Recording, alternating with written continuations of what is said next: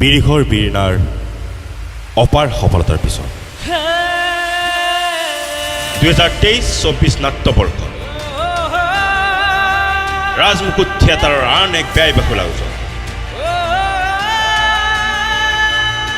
জনপ্ৰিয় নাট্যকাৰ পৰিচালক ৰাজদ্বীপৰ ব্যতিক্ৰমী চিন্তা, নতুন ৰূপত জনপ্ৰিয় অভিনেতা উৎপল দাস, বলিষ্ঠ কাহিনী আকৰ্ষণীয় উপস্থাপনাৰ আগন্তুক নাট্যবৰ্ষত